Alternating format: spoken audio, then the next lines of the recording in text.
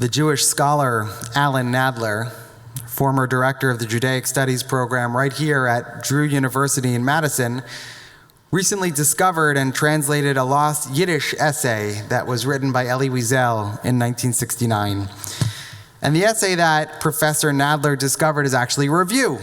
Elie Wiesel's review of an anthology of poetry written by the great Yiddish poet Avram Sutzkever during his time in the Vilna ghetto during the Holocaust.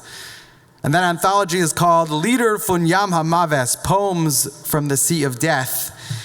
And this morning, on the Shabbat during which we observe and commemorate International Holocaust Memorial Day, I want to share some of what Elie Wiesel wrote in that review, as well as some of Avram Sutzkever's words themselves.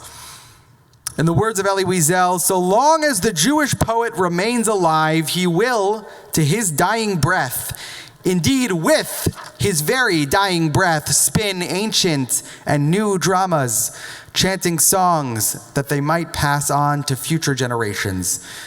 And this, one might say, is the moral lesson from Sutzkever's Poems from the Sea of Death. Jewish poets sang not only before the Shoah, but also from the very heart of the Inferno. The angel of death had no dominion over their verse. Sutzkever created transformative works within the ghetto walls from deep inside the boneyard. And as Avram Sutzkever himself wrote in his introduction to his poetic anthology, I present here an account of surviving the ghetto, set down poetically by one who was so beaten down with such merciless savagery that it never ceased tormenting me. Man must sing where man has, so to speak, subdued the Creator himself, precisely because the enemy's goal was to asphyxiate all poetic expression in the ghetto. For this very reason, the poet was so driven to set free his fantasy and his word.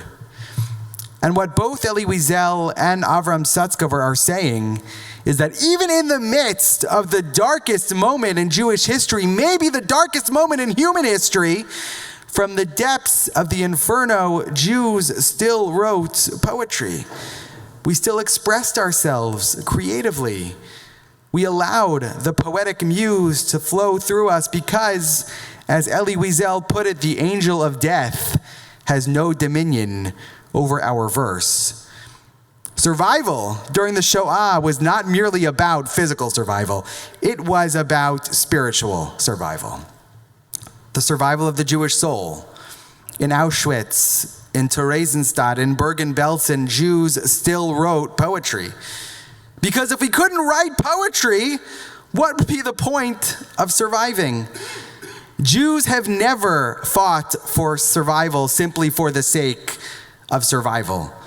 We have fought for survival because we know that we have something meaningful and beautiful and important to impart to the world. Mere survival has never been sufficient for the Jewish people, which leads me to this morning's Torah portion.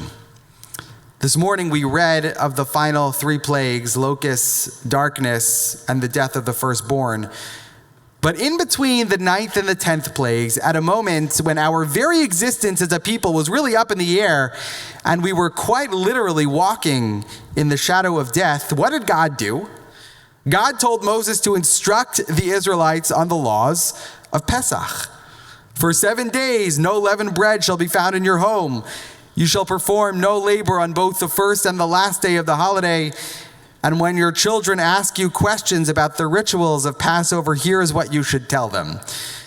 God had just unleashed the plague of darkness, and he is about to bring down the final plague upon the heads of the Egyptians. And the Israelites have no idea whether or not they're going to survive and make it to freedom. And it was at that moment, that incredibly tense moment of existential anxiety, that God chose to teach our ancestors about the laws of Passover. We didn't know whether or not we were going to survive, and God was teaching us Torah. And I think that is a fundamentally important lesson to always remember. Even when our continued existence as a people is at stake, or maybe especially when our continued existence as a people is at stake, Jews have an obligation to be concerned not only with our physical survival, but with our spiritual survival. survival of the body alone should not be and can never be our only Jewish concern. We should always concern ourselves with the survival of both the Jewish body and the Jewish soul. As we all know, over the past several years, rates of anti-Semitism in this country and really around the world have risen to levels that most of us have never seen in our lifetimes. And like every other rabbi in the United States, I have given many sermons about the threat that anti-Semitism poses to our physical survival as a people. Sermons that I delivered in the aftermath of the shootings in Pittsburgh and Poway and Colleyville. Sermons about how anti-Semitism in Germany in the 1930s started just like it's starting in the United States right now.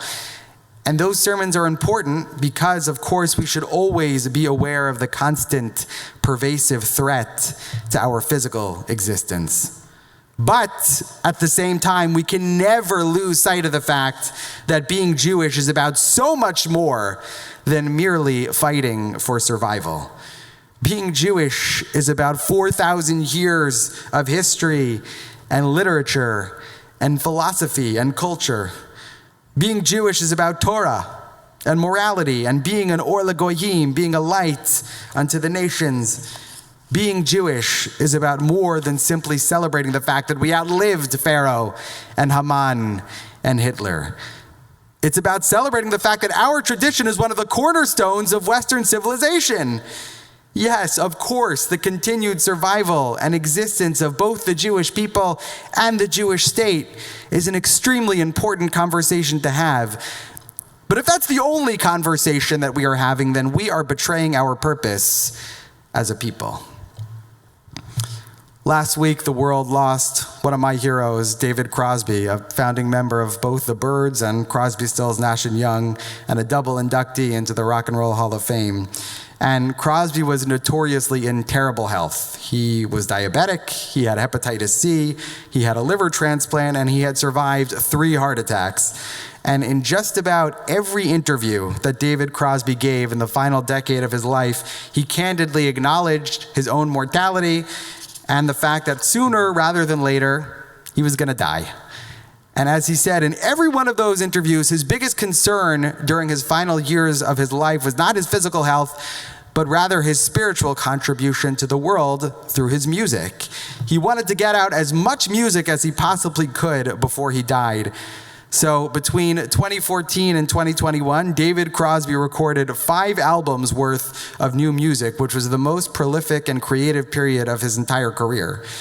Despite the fact that he was living in the shadow of death, he did not allow his imminent demise to define him. And although he wasn't Jewish, he deeply understood the Jewish lesson imparted in this week's Torah portion. Living is about so much more than mere survival alone. Rabbi Akiva recited the words of the Shema as he was being tortured and executed by the Romans. Avram Satzkover wrote beautiful poetry in the ghetto in Vilna. Rabbi Leo Beck taught lectures on Plato and Kant and Maimonides in Theresienstadt. And God taught our ancestors the laws of Pesach as they were putting blood on their doorposts to avoid the angel of death in Egypt. Because for Jews, simple survival of the body is never enough. It never has been, and it never will be. Remember, God doesn't say to Pharaoh, Shlach et ami, let my people go. God tells Moses to say to Pharaoh, Shlach et ami ve'avduni, let my people go so that they may worship me. And that second clause, which we often don't remember, is equally as important as the first. We have survived for thousands of years for a reason, to live Jewish lives defined by Torah and prayer and ethics and the values of our tradition. And we have survived because it is our responsibility to impart those values to the world.